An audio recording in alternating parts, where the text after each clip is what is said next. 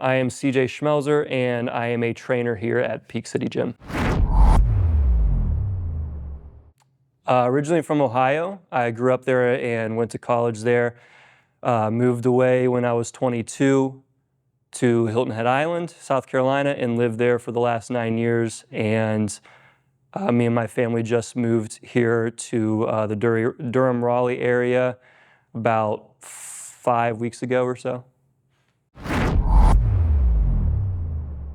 My favorite style of training is calisthenics and what I'd call like unconventional training or like strongman training, where you're using like sandbags and kettlebells and Atlas stones and stuff like that. Well, I have a young family. I have a 2.5-year-old daughter. I have my wife, so a lot of my time is spent hanging out with them, whether it's at parks or museums or anything like that. And generally we just like outdoor activities, whether it's hiking or the beach or kayaking, camping, anything like that. Favorite cheat meal is pizza.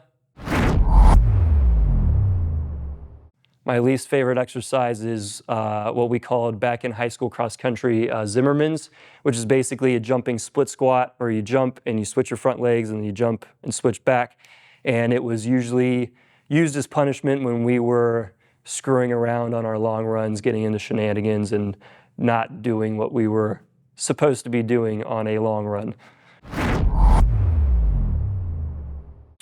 Favorite exercise is pull-ups, because it's really one of the few strength exercises that I'm better at than people that are bigger and stronger than I am.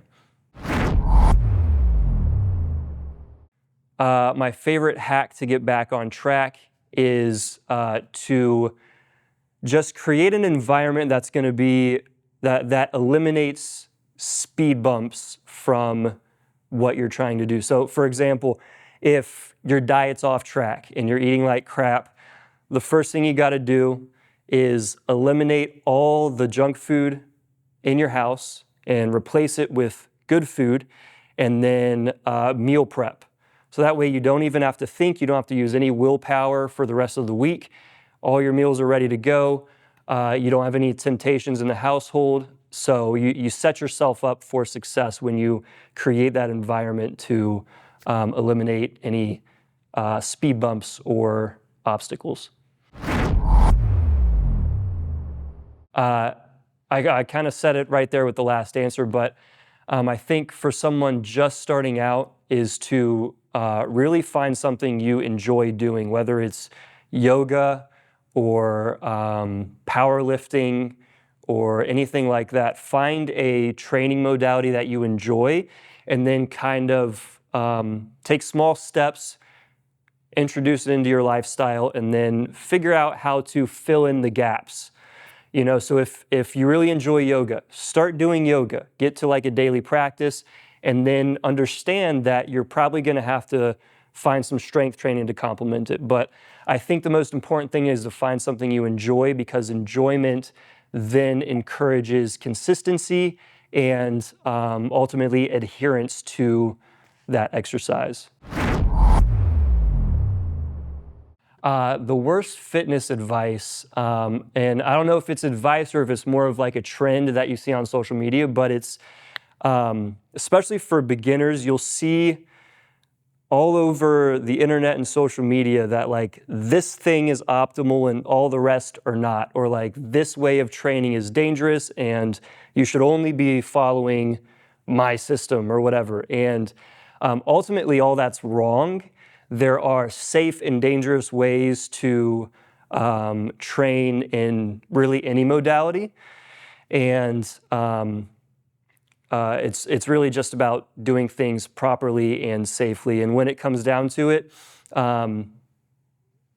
you just have to do something that you enjoy. And it's not about worrying about what's optimal or what the human body is designed to do, or things like that. So My favorite high protein snack, if you consider hard-boiled eggs a snack, I would say hard-boiled eggs.